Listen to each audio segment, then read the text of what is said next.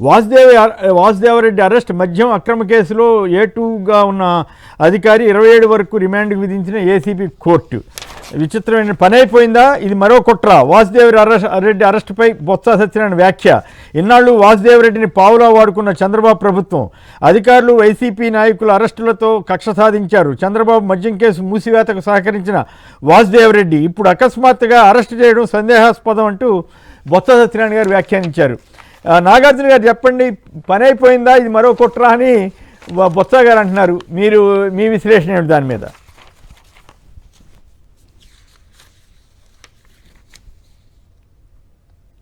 Audio మ్యూట్లో ఉన్నారు. సాక్షి TV ప్రేక్షకులకి, ప్యానెల్లో ఉన్నటువంటి పెద్దలకి ముందుగా నా నమస్కారాలండి.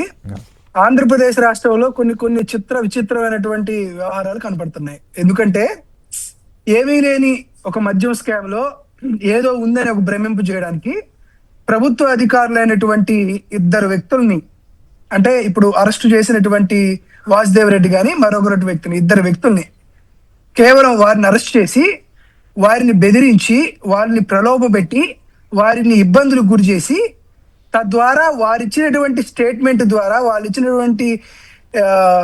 స్టేట్మెంట్స్ ద్వారా ఒక కేసు రిజిస్టర్ చేసి కేవలం ఎటువంటి ఆధారాలు లేకుండా, ఎటువంటి ఆలోచన లేకుండా, ఎటువంటి సాక్ష్యాధారాలు లేకుండా వారు ఇచ్చినటువంటి స్టేట్మెంట్ల మీదే ఇప్పుడు దాకా మద్యం కేసు అంతా రక్తి కట్టించి కొంతమందిని అరెస్ట్ చేశారు. ఈ అరెస్ట్ చేసేటువంటి క్రమంలో ఇప్పుడు ఎవరినైతే అరెస్ట్ చేశారో ఈ వాసుదేవరెడ్డి గారు హైకోర్టులో 2 సార్లు పిటిషన్ వేశారు. ఏమని పిటిషన్ వేశారు?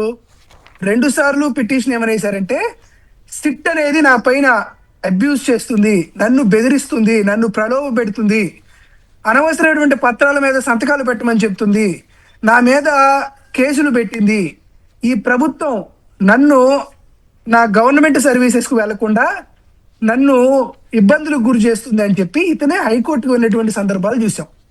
తీరా ఇతన్ని బెదిరించి తద్వారా తమకు కావాల్సినటువంటి స్టేట్మెంట్ల పైన వారికి వారే తయారు చేసుకున్నటువంటి స్టేట్మెంట్ల మీద సంతకాలు తీసుకొని అతన్ని అప్రూవర్ని చేసేటువంటి ఉద్దేశంతో ఇతన్ని అరెస్ట్ చేయకుండా మిగతా వారందరినీ అరెస్ట్ చేసిన తర్వాత ఇక తప్పనిసరి పరిస్థితుల్లో, అంటే అతనితో పని అయిపోయింది కాబట్టి, తనను ఆల్రెడీ తన ద్వారా చేయాల్సినటువంటి కార్యక్రమం చేశారు కాబట్టి ఇప్పుడు వీరిని అరెస్ట్ చేశారు. దీన్ని ముమ్మాటికి కూడా ఈ అరెస్టు రేపొద్దున మళ్ళీ ఒక పథకం ప్రకారం అరెస్ట్ చేశారు. ఎందుకంటే నాకు తెలిసినంత వరకు వారు బెయిల్ అప్లికేషన్ మూవ్ చేస్తే ఆ బెయిల్ అప్లికేషన్ లో కూడా ప్రభుత్వం తరపున పబ్లిక్ ప్రాసిక్యూటర్ ఏమి వాదించరు, అతను బెయిల్ ద్వారా బయటికి వెళ్ళిపోతాడు.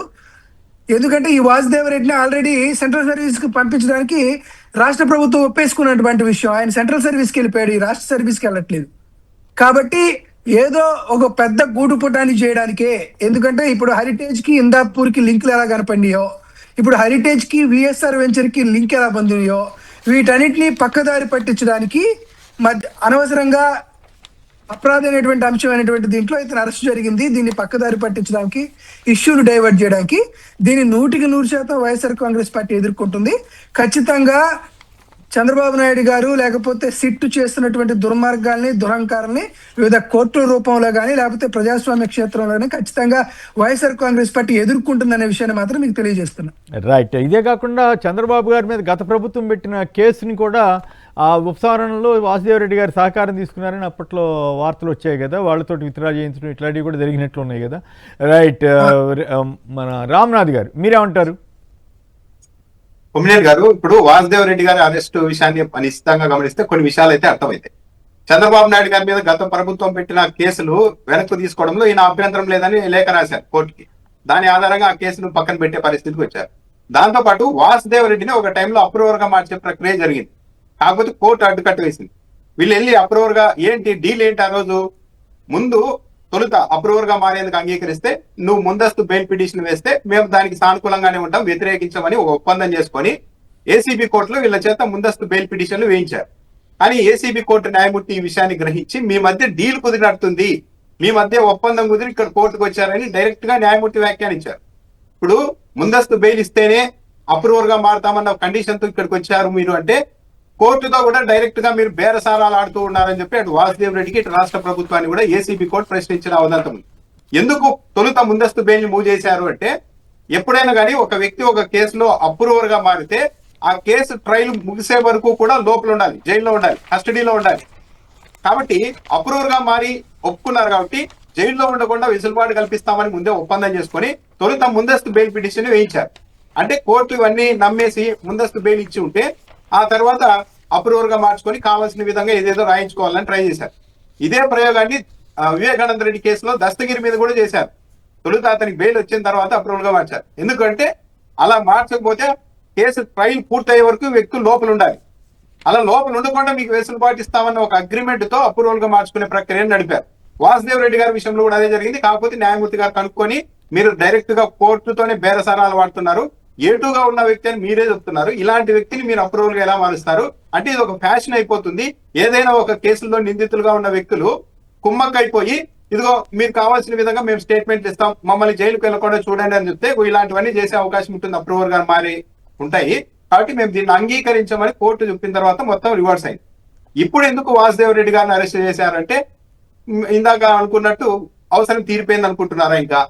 కాబట్టి ఏటుగా ఉన్న వాసుదేవ్ రెడ్డిని కూడా లోపల వేసేస్తే బాగుంటుంది, మనకి ఎక్కడ చెడ్డ పేరు రాదు అని అనుకుంటున్నారు. ఎందుకంటే చంద్రబాబు నాయుడు గారి మీద గత ప్రభుత్వం హయాంలో నమోదైన కేసులు ఎత్తివేతలు వాసుదేవ్ రెడ్డి కూడా పూర్తిగా సహకరించి లెటర్ ఇచ్చారు, మాకు అభ్యంతరం లేదు ఈ కేసు ఎత్తేసుకున్నా అని. అలాంటి వ్యక్తిని ఈ రోజు అరెస్ట్ చేశారు అంటే చంద్రబాబు నాయుడు గారు ఏపీ అన్నది ఒక కేస్ స్టడీగా మారిపోయింది. ఎవరైనా రాజకీయ పరిశోధకులకు ఏంటంటే పరిపాలనను వదిలేసి ప్రజల్ని డైవర్ట్ చేయడం ఎలా, అవసరం లేని అంశాలను ముందుకు పెట్టడం ఎలా, ఒకే అంశాన్ని ఏళ్ల తరబడి లాగడం ఎలా, మొత్తం అటెన్షన్ మొత్తం దాని మీదే ఉండేలాగా చేయడం ఎలా అన్న దాని మీద ఏపీ రాజకీయాలు, చంద్రబాబు నాయుడు గారు చేస్తున్న రాజకీయాలు ఇప్పుడు ఒక బెస్ట్ కేస్ స్టడీగా మారిపోతున్నాయి. సో వాసుదేవ్ రెడ్డి గారి అరెస్ట్ అంతా అవసరం తీరిపోయింది, ఇక లోపలేసేద్దాం అని వేసారు. ఇప్పటి వరకు అరెస్ట్ కానీ వాళ్ళని మెల్లగా ఈ రకంగా చేస్తారేమో అది ఈ కేసులో, మద్యం కేసులో. రైట్, ఇక మరో వార్తకు వెళదాం. మర్చిపోయాను, మీరు మన రామ్నాథ్ గారు మీరు ఒక ఇంట్రెస్టింగ్ వీడియో చేశారు. ఏఐ సమ్మిట్కి సంబంధించి కాంగ్రెస్ వాళ్ళ దాని మీద జగన్ గారు ట్వీట్ చేయటం, ఆ జగన్ గారు ట్వీట్ మీద మళ్ళీ లోకేష్ గారు వీళ్ళందరూ ట్వీట్ చేయటం, ఇదొక ఆస్పెక్ట్ అయితే జగన్ గారిని విమర్శించడం దాంట్లో కూడా. రెండో ఆస్పెక్టు లోకేష్ మీద, ఇంకా రాధాకృష్ణ గారికి లోకేష్ గారికి మధ్య సరైన ఇది కుదరలేదా, సానా సతీష్ అన్నాయని అసలు ఆ ఫోటోలో ఎవరు గుర్తుపట్ల, ఈయన పనిగట్టు రాసి లోకేష్ని గబ్బు పట్టించే ప్రయత్నం చేసినట్లు నాకు అనిపించింది. మీరేమంటారు?